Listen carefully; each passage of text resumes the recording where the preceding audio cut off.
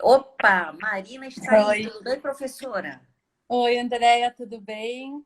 Bom, Que bom ver primeiramente, você aqui. Que eu que bom. agradeço. Deixa eu só apresentar um pouquinho você, né? Claro. Acontece o seguinte, o currículo da Marina, ele é tão super legal que eu não posso nem falar tudo, senão a nossa live ia assim. Então, só alguns destaques, né? A Marina é mestre e doutora.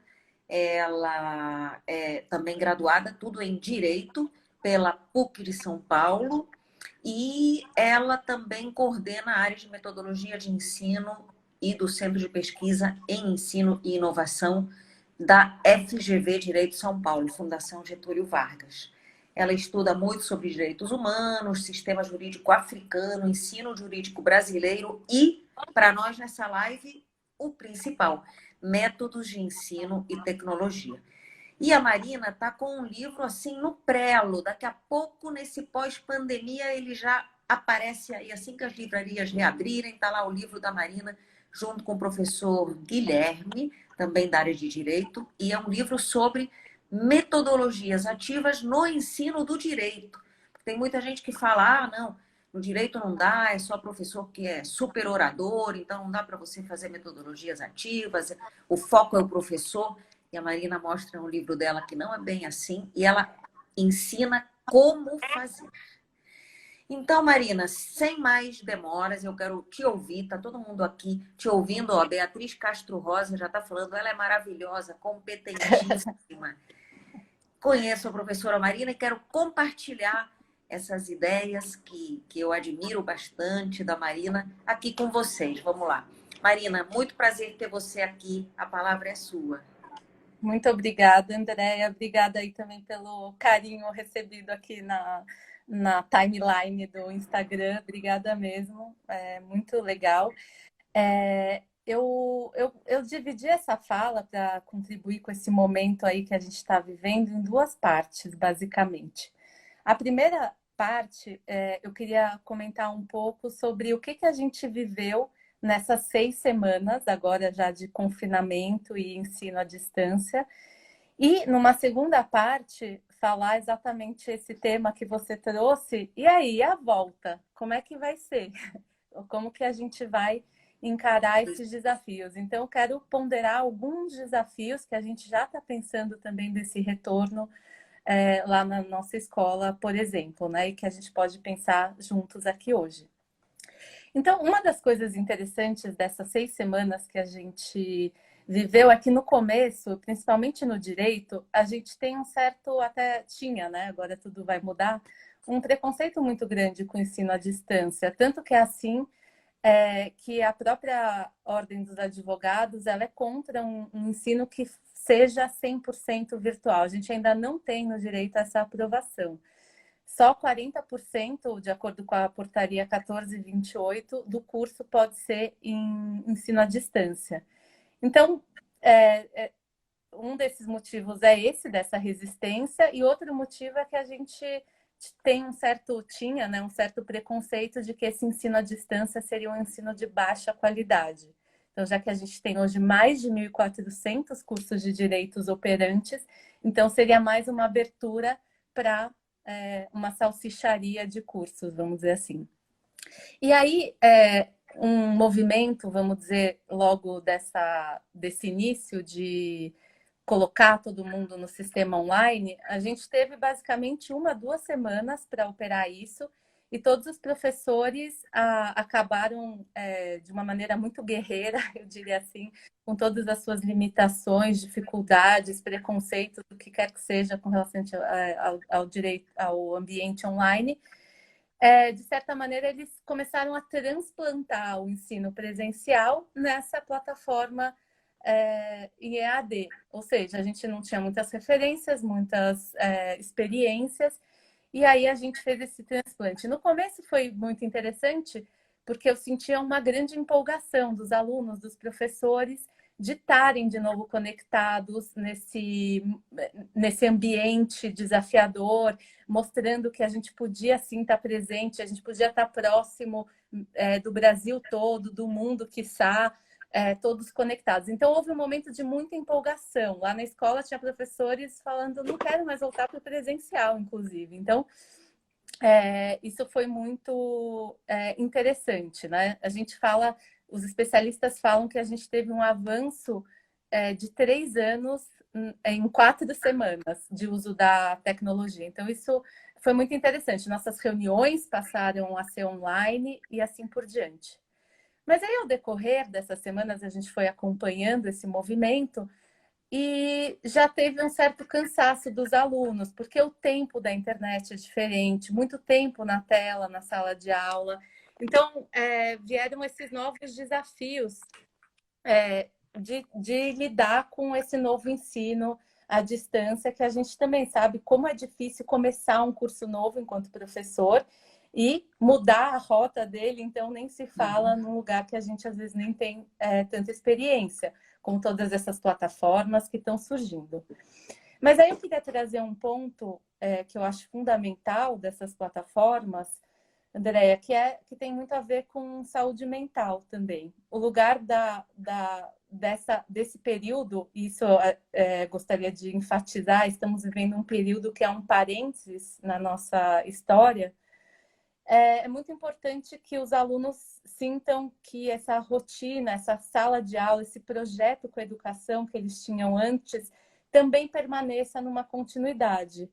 E aí é interessante ver que nós que acreditamos que o ensino experiencial também coloca não só o mental, mas o emocional, o humano dentro da sala de aula, que a gente possa também trazer, discutir com os alunos tudo o que está acontecendo nesse momento e não simplesmente ficar preocupado em passar o conceito de enfiteuse para eles ou o conceito de, enfim, o cálculo da prescrição tributária.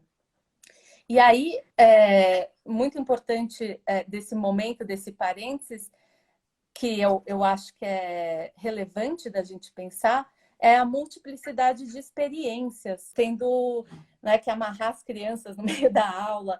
Então, você passa a ter uma multiplicidade de papéis que você não tinha, fazer homeschooling, fazer tarefas domésticas, tudo misturado num tempo e num espaço que não é mais compartimentalizado como a gente tinha enquanto referência. E isso mostra muito, eu acho que o humor também faz parte dessa chave, a gente vê muito isso pelos memes que a gente tem recebido. Então, um que marcou muito no começo era 15 dias de homeschooling, decidi que meu filho já se formou, e assim por diante.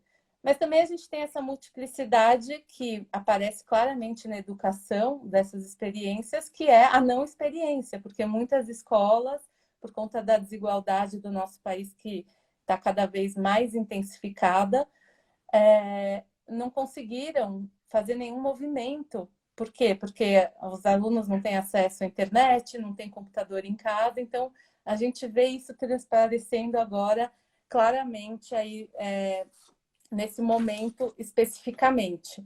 Então, essa dimensão social, não tem como a gente não ficar afetado, né, nessa dimensão social e na dimensão que a gente vive de saúde mental com os fatores externos, com uma política descontrolada, que, enfim, a gente nem precisa entrar nesse assunto, mas que afeta a sala de aula, afeta o professor, afeta em vários aspectos.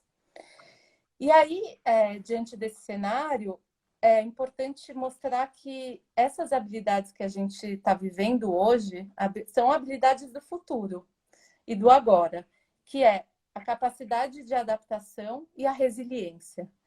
E o profissional que não tiver essa habilidade, não souber aprender a aprender, como que a gente está vivendo hoje, ele não vai sobreviver, porque um algoritmo vai ser muito mais eficiente do que ele, barato. Então, a gente, enquanto ser humano, a gente precisa justamente desenvolver essas habilidades para a gente conseguir navegar nesses espaços. Então, acho que esse é um ponto legal. E só uma palavrinha rápida sobre a volta também, que eu acho que a gente uma hora vai voltar e tem que começar a pensar nisso. São três dimensões que a gente tem que tomar muito cuidado. Primeiro é a infraestrutura das nossas escolas, como que a gente vai pegar um elevador aglomerados, como que a gente vai sentar sem alunos em carteiras coladas, que espaçamento a gente vai deixar. Então, essa é uma dimensão. Outra dimensão é que o que a gente está vivendo hoje é um período intermitente. Vai e volta, aparentemente. A gente já tem estudos importantes da Harvard Medical School mostrando essa intermitência da doença. Então, como que a gente vai botar os alunos em sala, depois tirar do ensino à distância? Para o ensino à distância, como é que vai ser esse movimento? E o último ponto é o que a gente vai fazer com esses alunos que são vulneráveis, que não podem frequentar a sala de aula porque estão em grupo de risco ou até mesmo porque estão enfrentando a doença. Então, são desafios que as escolas, enfim, a gente já está pensando muito, mas são infinitos. E uma coisa é certa, vai ser muito mais difícil voltar do que ter colocado todo mundo na plataforma, que já foi um grande desafio. E aí isso mostra o papel desse ensino híbrido que a gente vai ter a partir de agora. A sala de aula vai ter que valer muito a pena para ela ter o seu espaço e o seu lugar.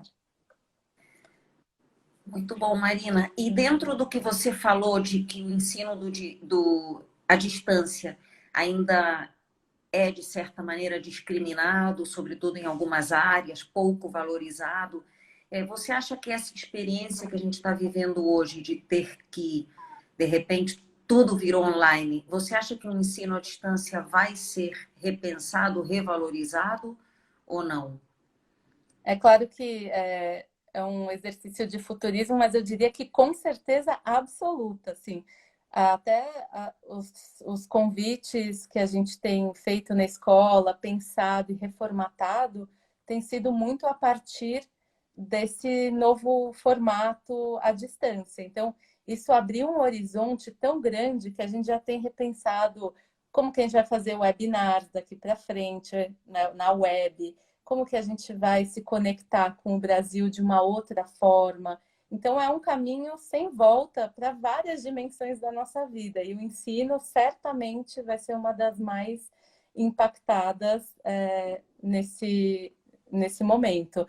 E aí, acho que esse é o ponto, né? O que vai ser desse ensino à distância e o que vai ser da sala de aula. Tem um livro muito legal do professor José Garcês Girardi, que fala, ainda precisamos de sala de aula, que ele questiona justamente isso, assim, se a gente vai se dar o trabalho para pegar um carro, pegar trânsito, ir até esse lugar, tem que valer a pena. Se for para dar uma aula expositiva de informação, como a gente tem feito no direito, não vale a pena ir para uma sala de aula. Abre o YouTube, abre o curso de Harvard e assim por diante, sei lá, que a gente consegue viver. Então, assim, a sala de aula tem que valer a pena, o momento do encontro tem que valer a pena e isso vai ser mais forte a partir de agora. Eu concordo com você, sabe? Eu acho que vai acontecer também uma revalorização desse espaço da sala de aula, ou seja, eu vou quando aquilo realmente faz sentido, né? E ao mesmo tempo, uma revalorização do papel do professor. Porque, por exemplo, você citou o caso do ensino básico, eu vejo pais que, nesses memes que você colocou, né? Outros que falam, hoje eu sei por que que um professor deveria ganhar mais do que ele ganha. Hoje eu sou a favor do aumento. Então, assim, eu acho que todo mundo está tendo essa experiência de como é difícil educar, de como é difícil colocar as crianças para aprender, para se dedicar, para focar no estudo. E está sendo um exercício meio que também de empatia nesse sentido com os professores. Marina, daqui a pouco eu te chamo de volta. Eu vou chamar agora o professor Gabriel para interagir com a gente. Fica por aí, se você quiser, vai respondendo algumas coisas, que tem muita Legal. gente elogiando aqui. Maravilha. Então, já já você volta para responder dúvidas e para continuar a Perfeito. nossa fala aqui. Obrigada, André. Até já. Olá, professor Olá, Gabriel. tudo bem? Tudo bem? Tudo ótimo. Que bom ter você aqui também.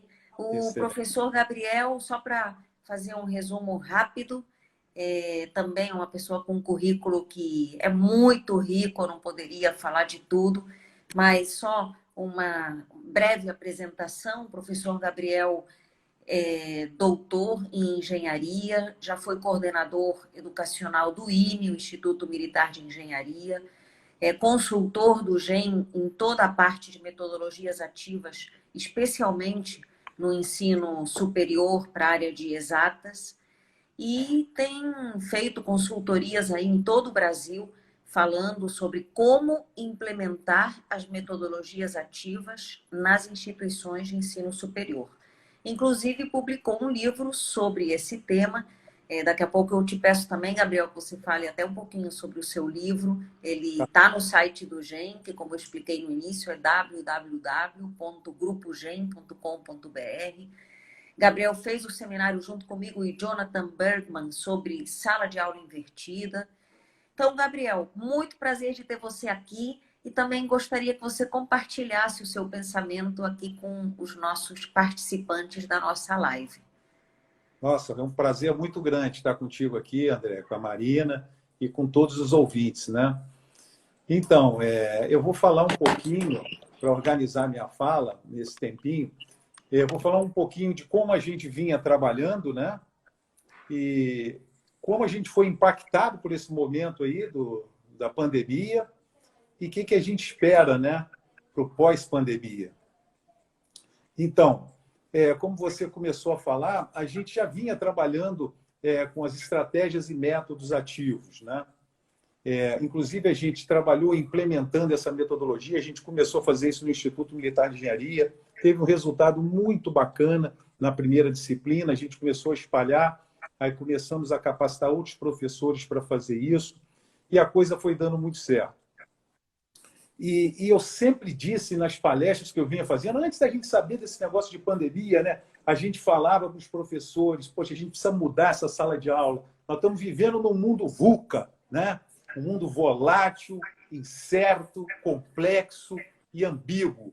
Imagina agora, então, hein? Como é que a gente... Agora está muito mais certo dessa incerteza toda, não é verdade? Você vê, quem imaginava uma coisa dessa ia colocar toda a terra parada dentro de casa? Olha que loucura um negócio desse, né? É uma loucura, é impressionante.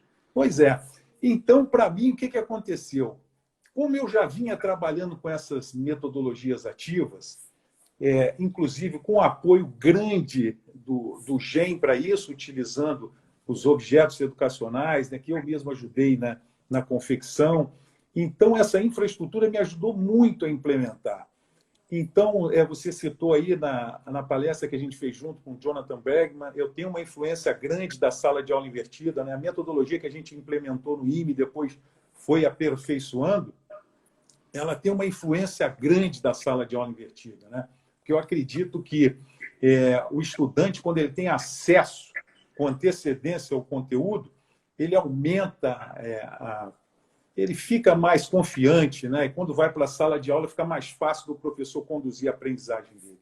Então, a gente já vinha trabalhando assim, a gente fazia o estudo prévio, né? O aluno já recebia o conteúdo com antecedência, ele já fazia a leitura, assistia os vídeos, e eu tive toda essa facilidade, o apoio do GEM, para customizar a plataforma Moodle para mim, para me disponibilizar isso para os meus alunos. E aí a videoteca toda que a gente produziu também, os alunos tinham acesso aos vídeos. Então, quando eles vinham para o momento aula, eles já estavam com conhecimento, vinham com dúvida, mas a dúvida era muito importante. Então, a gente aprendeu a conduzir isso de uma maneira muito interessante. E no final das contas, o que acontecia? A média histórica das disciplinas aumentou muito. Então, a gente viu que o método era muito eficiente. Os alunos aprovaram isso também. Aí a gente começou a implementar em outras disciplinas, aí montamos uma palestra bacana para ajudar os professores também a fazer isso. E aí o seguinte, aconteceu essa pandemia. O que mudou para mim? Na verdade, para mim foi muito mais fácil me adaptar. Porque olha só, o que eu tinha? Eu tinha estudo prévio, o aluno recebia com antecedência esse conteúdo para estudar, seja um texto, um vídeo que eu selecionasse, etc. E aí depois eu tinha um momento aula que eu conduzia essa discussão. O que mudou? esse momento aula. Esse momento aula passou a ser como agora? Através de videoconferência, gente. As plataformas de videoconferência, vou citar aqui a Microsoft Teams, Zoom, você tem diversas outras plataformas excelentes, inclusive algumas delas estão abertas para você utilizar por um determinado tempo, é óbvio, né? E se você quiser sem limite de tempo, a assinatura não é tão cara assim. Então, quer dizer, a gente tem acesso a essas plataformas. Então, o que eu, Gabriel, fiz nas minhas disciplinas que eu estou lecionando esse semestre? Eu simplesmente tive que pegar o meu momento sala de aula, certo? Eu tinha estudo prévio, continuou igual. Eu continuo mandando para o aluno estudar com antecedência. O meu momento aula agora, ele está online, ele está ao vivo comigo, certo? O aluno entra numa plataforma, eu estou usando no momento a plataforma Zoom, os alunos entram na videoconferência comigo, certo? Eles já assistiram com antecedência o conteúdo, né? Já tiveram acesso. Eu faço as mesmíssimas coisas. Inclusive, em sala de aula, eu trabalhava com um conjunto de estratégias e métodos de aprendizagem ativas que eu faço da mesma forma através da plataforma de videoconferência. Como é que eu faço isso? Eu, em sala de aula, o que eu fazia? A primeira coisa que eu fazia era uma avaliação diagnóstica, para verificar como é que foi o estudo prévio deles, né? Eu continuo fazendo essa avaliação diagnóstica. Cada aluno entra lá na plataforma Moodle, cada um nas suas casas, entra na plataforma Moodle, faz a sua avaliação diagnóstica. Essa avaliação diagnóstica ela é individual. Os alunos fazem ela, eles têm lá 4 minutos para fazer cada questão. As opções são embaralhadas, as questões também são embaralhadas. Feito isso, eu faço uma discussão em grupo de cada questão. Ué, mas como é que você faz a discussão em grupo se está cada um em uma cidade diferente? Não tem problema nenhum, porque essas plataformas hoje elas podem criar salas simultâneas ou subsalas. Então, quer dizer, eu posso criar, se a minha turma tem 50 alunos, eu posso criar 10 subsalas, cada uma com 5 alunos. E esses alunos vão discutir em grupo aquelas questões. E aí eles vão discutir em grupo. A mesma coisa eu faço com a discussão de case. Eu forneço o case, cada grupo desse vai discutir. Depois eu sorteio uma das salas, né? Eu sorteio um aluno do grupo para fazer a apresentação da solução deles. Os outros grupos também vão participar da discussão. Então, quer dizer, as mesmas coisas que eu fazia em sala de aula presencialmente, eu faço hoje à distância por conta dessas excelentes plataformas de videoconferência. E nós temos acesso a isso tudo. Quer dizer, o professor não precisa ter medo, ele tem essa tecnologia, isso virou commodity, é só ele aprender a mexer com isso. E, obviamente, o conteúdo faz a diferença, né? Eu tenho a sorte de ter o GEM, a LTC, essa videoteca que eu utilizo, que é bastante interessante para mim, né? Que eu utilizo no estudo prévio, e em sala de aula eu vou trabalhando com o case e as discussões dos alunos. Então, para mim, o impacto foi pequeno. E hoje, graças a Deus, eu estou podendo ajudar mais ainda os colegas, né? Porque eu tenho feito videoconferências, treinamentos, orientando os professores, muitos professores de uma vez, e aí no treinamento a gente tenta colocar como se ele estivesse fazendo um exercício prático, né? Ele entra e tem a mesma vivência prática que um aluno teria. A gente trabalha com discussão em case dos professores, para eles vivenciarem o que eles têm que fazer depois com os seus estudantes, com os seus alunos. Então, eu tenho podido ajudar, tanto no IME como outras instituições, os meus colegas, a também usufruírem dessa tecnologia tão bacana, né? Hoje as instituições já têm as bibliotecas digitais, então os professores podem indicar com antecedência um estudo prévio, uma leitura prévia, programada, de qualidade. O professor que não tem a videoteca na mão, ele pode gravar um videozinho simples hoje, ele pode fazer até pelo celular, ele pode fazer no próprio PowerPoint hoje, a versão mais nova, ele pode gravar um videozinho em cima do slide dele. Então, quer dizer, a gente vem ajudando nessa forma. E o que eu acho que vai impactar para o futuro, né? Eu acho que muita coisa vai mudar, né? Mas vamos nos prender aqui na área de educação. Eu já defendia que o futuro era híbrido, né? Na minha opinião, não devia nem existir essa subdivisão, ensino presencial, ensino à distância, ensino híbrido. Para mim, o ensino tem que ser de qualidade, certo? Seja qual for a mídia que ele chega para a pessoa. E as pessoas que têm preconceito, a gente viu pela Marina que ela falou que a área dela ainda tem um pouquinho de preconceito, né, André? Nessa área jurídica. E eu te digo o seguinte, com essa tecnologia que a gente tem hoje, com essas plataformas que permitem que a gente implemente, inclusive, metodologias ativas na sala de aula virtual, não tem por que mais as pessoas terem esse medo de formar o aluno, né, nessa metodologia híbrida ou à distância, conforme quer chamar. Na minha opinião, tem que acabar essa divisão, que o futuro é híbrido, né? O percentual que vai ser online ou presencial é o projeto pedagógico de cada instituição e a infraestrutura de cada instituição que vai definir, certo? O que importa é que a formação seja de qualidade. Então, eu acho que daqui para frente as instituições vão se adaptar numa formação qualitativa e que vai visar cada vez mais o ensino híbrido, né? Então, eu acho que é por aí. Essa seria a minha introdução, André. Muito bom, Gabriel. E quando você fala das instituições, você usou uma palavra agora, flexibilizar ou se focarem para qualidade, eu estou entendendo que é cada vez menos conteudismo e mais competências, né? Porque eu estou vendo muita gente, por exemplo, falando agora no ensino básico, será que a gente vai perder o ano? Será que a gente vai ter que fazer tudo de novo? Eu acho que não é o momento da gente falar em perder o ano, perder o semestre. O problema é o seguinte, não é uma questão de quais conteúdos eu vou conseguir dar nos próximos tempos. Que competências eu vou poder desenvolver e de quanto tempo eu vou precisar para isso. Porque eu acho que essa divisão, de março a julho, primeiro semestre, de agosto a dezembro, segundo semestre, o semestre vai ter 3 meses, o semestre vai ter 5 meses, não importa, eu acho que a gente precisa se desvincular desses modelos ligados à quantidade, né, e começar a pensar em competências.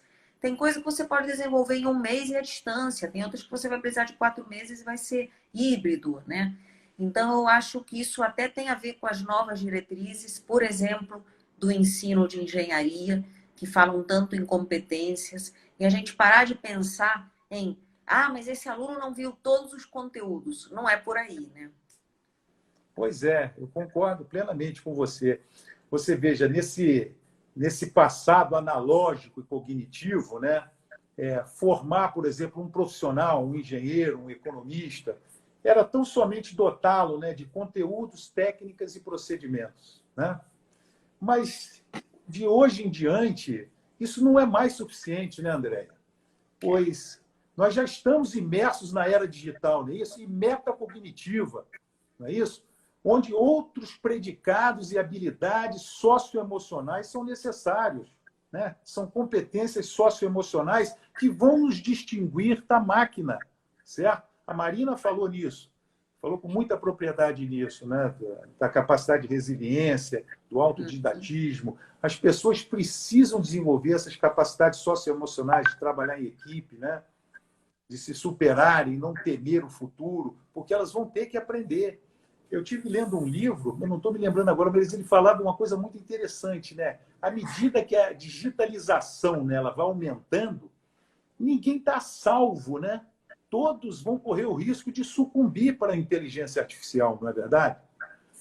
E o pior é que isso pode acontecer mais de uma vez na carreira de um profissional, né? Vou citar um exemplo, que ele citava, inclusive.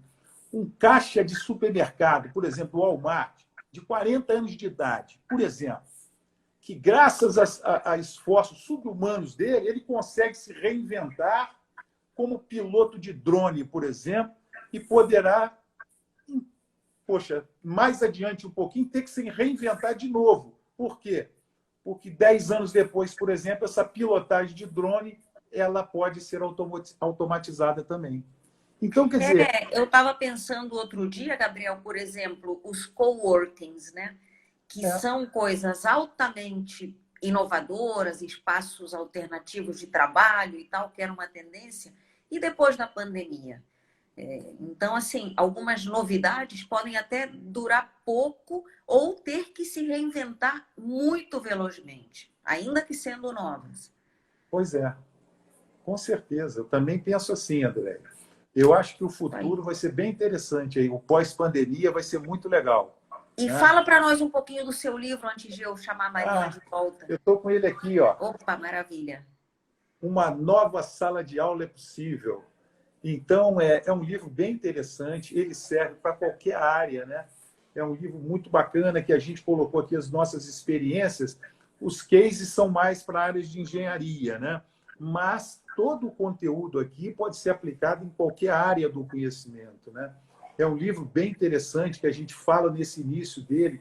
A gente fala sobre a parte conceitual, a gente fala no modelo híbrido, na aprendizagem ativa, vai falando, e inclusive tem um capítulo muito interessante, que acho que é o capítulo 6, que a gente desenvolve umas 10 ou 12 estratégias e métodos de aprendizagem ativas. E depois a gente já trabalha com o professor para ele aprender a fazer trilhas de aprendizagem flexíveis, né?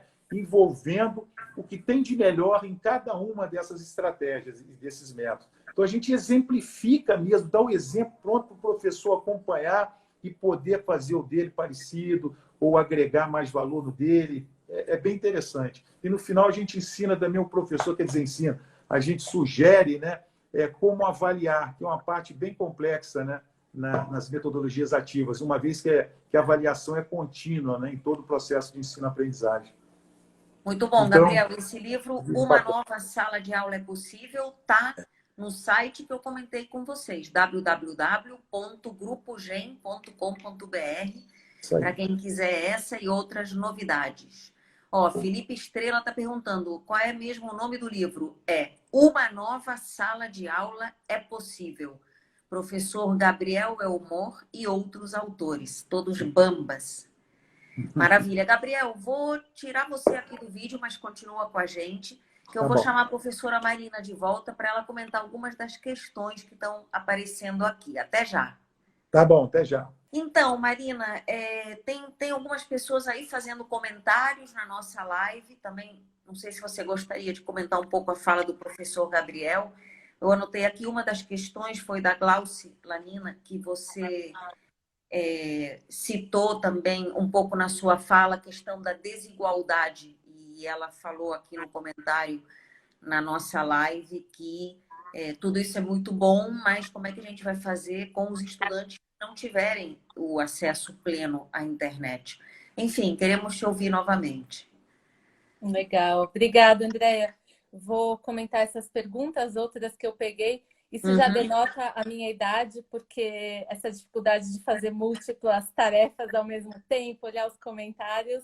Por isso que eu te admiro tanto, Andréia, de ser tão Imagina. multitask. Até me deu uma... eu conheço o livro do professor Gabriel, excelente, muito interessante. Até me deu uma pequena inveja de já não ter o meu aqui em mãos, mas em breve isso será possível.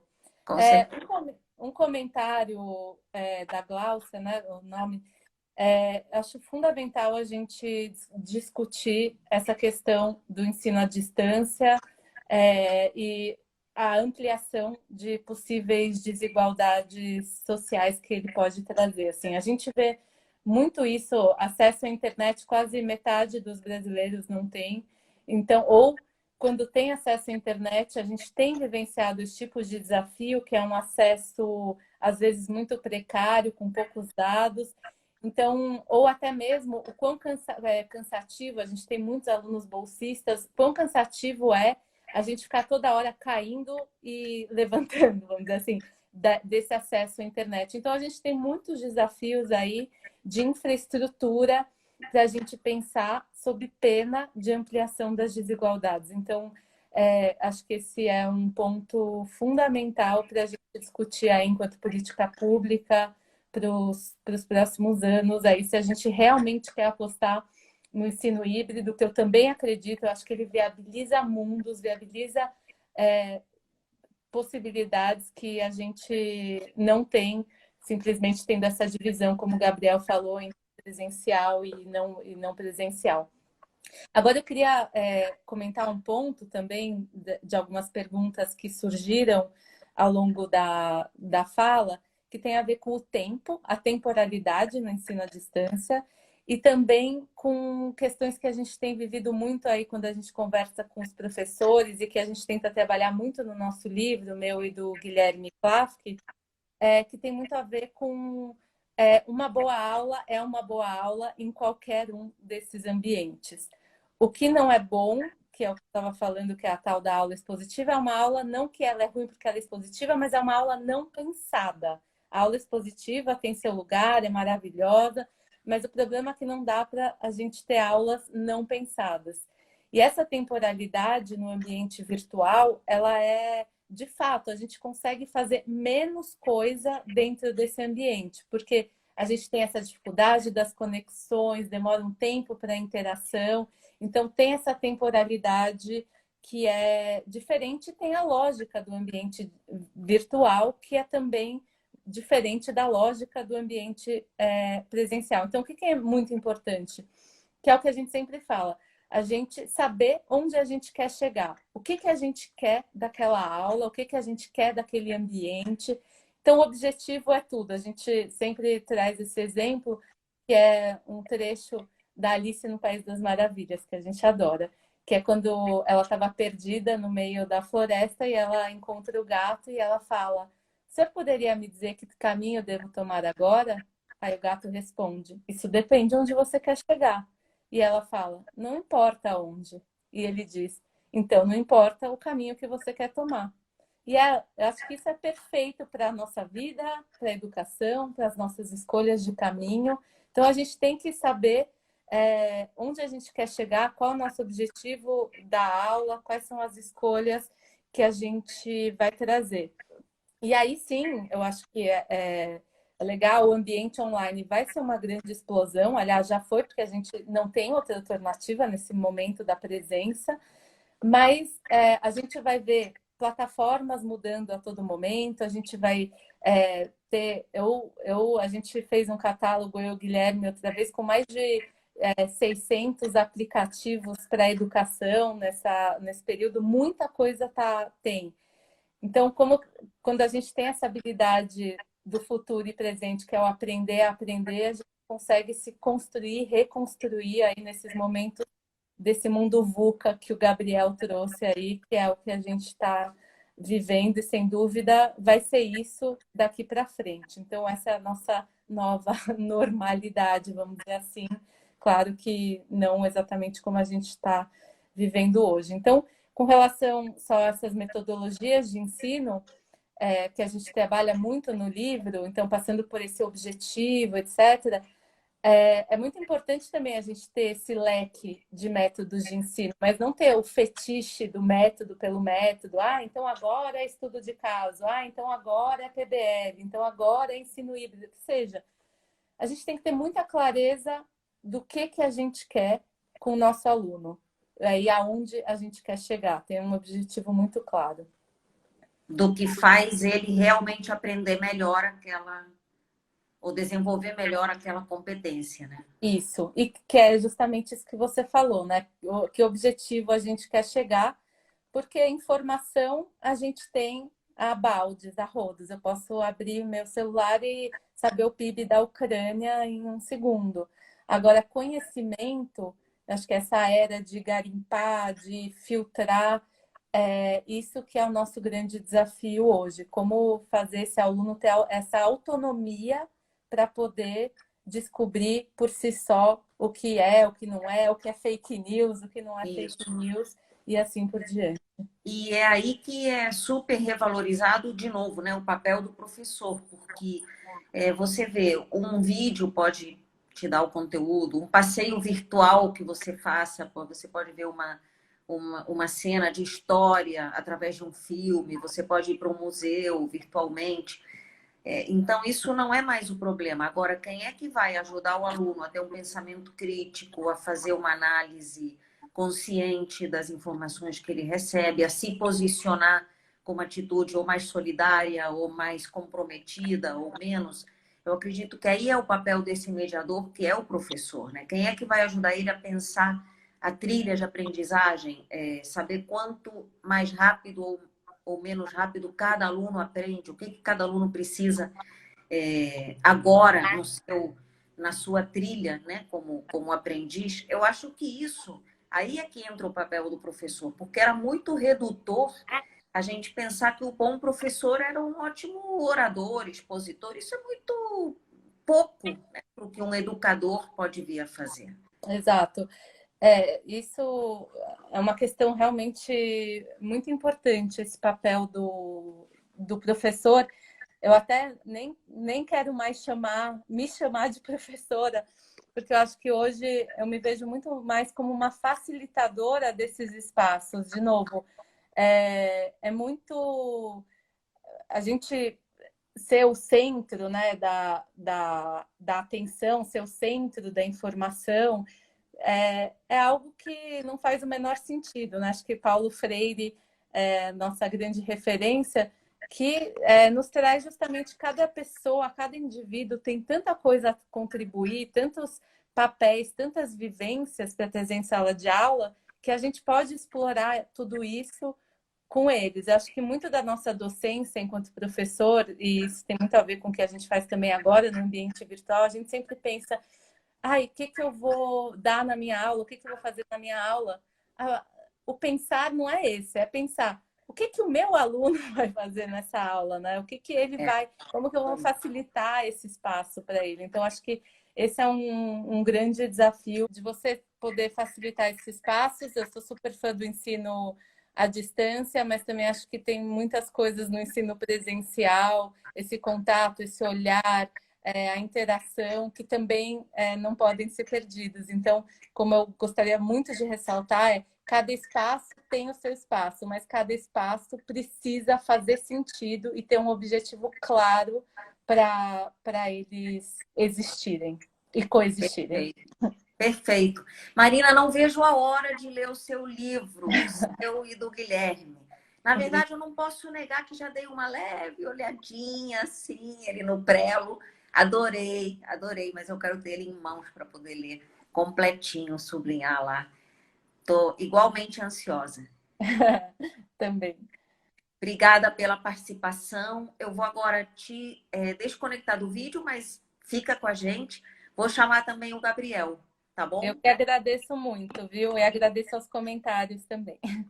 Valeu. Gabriel, o que você está achando aí das perguntas, das dúvidas que estão surgindo? Na verdade, eu não consegui, eu saí da coisa e não apareceram as perguntas para mim.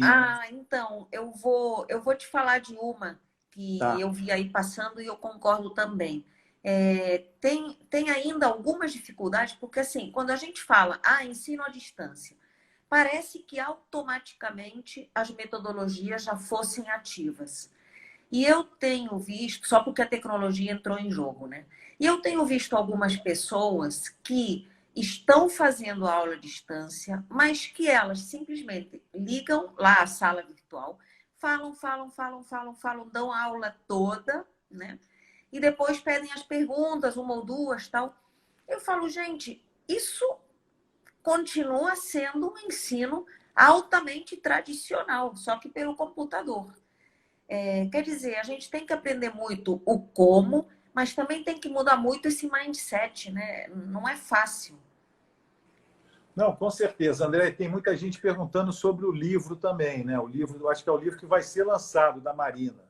O nome do livro. Metodologias Ativas no Ensino do Direito. É o livro, está quase chegando.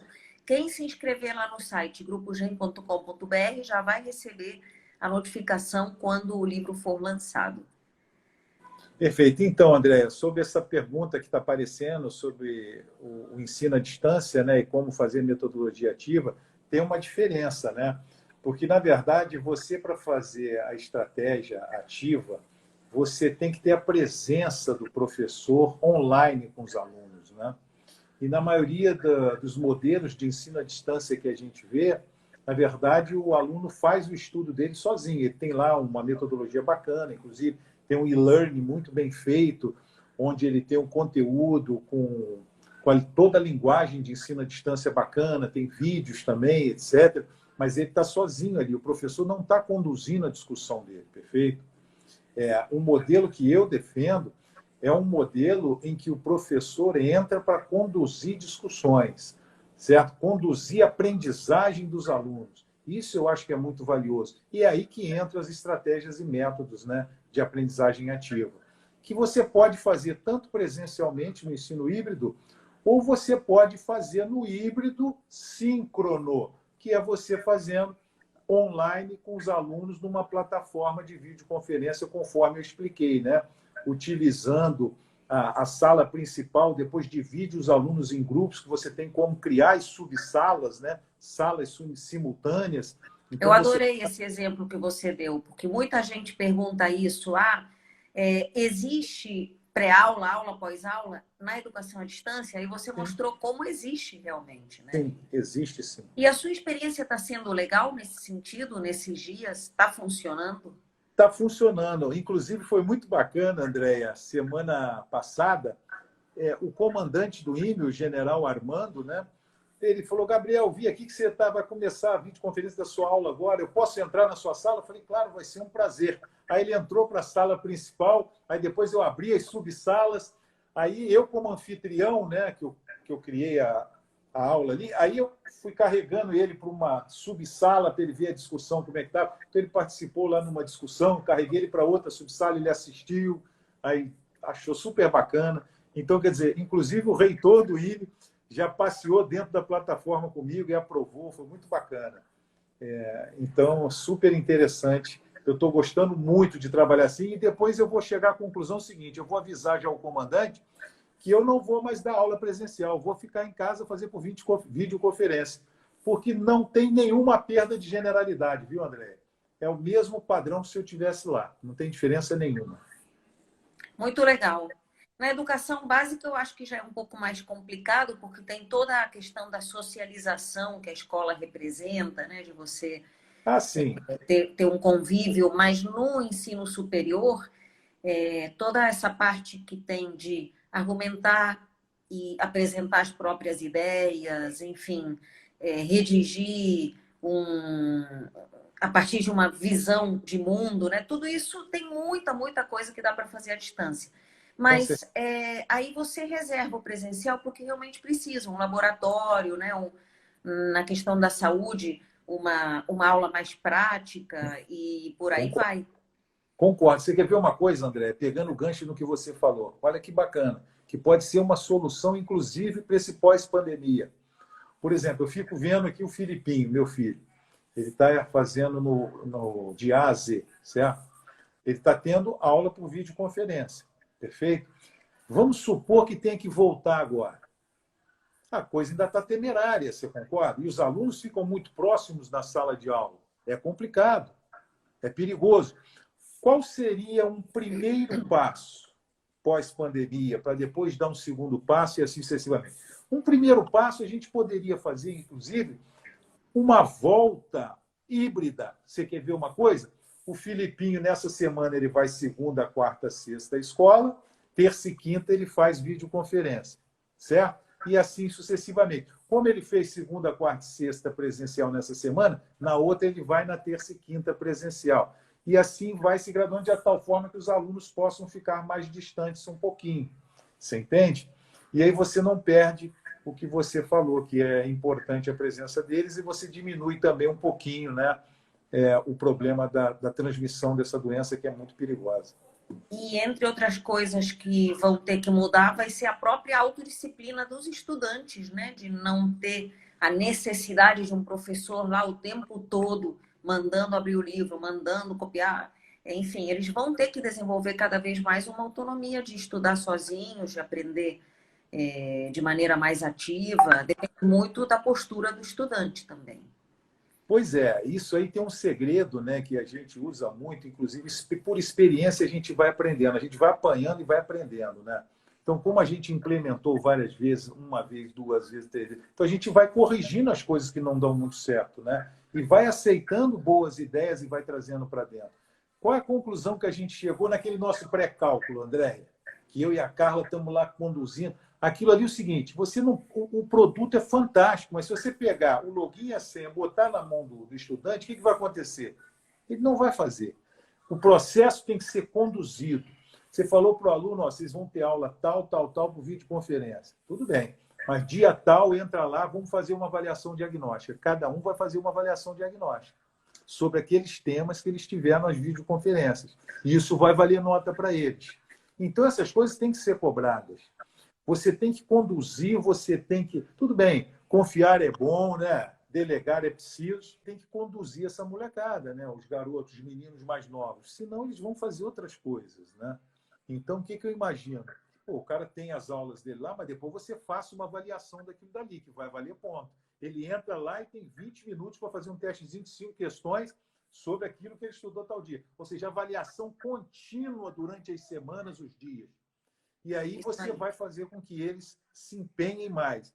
Ou seja, delegar é preciso, confiar é bom, mas conferir é melhor ainda, né? Então, eu acho que muito bom.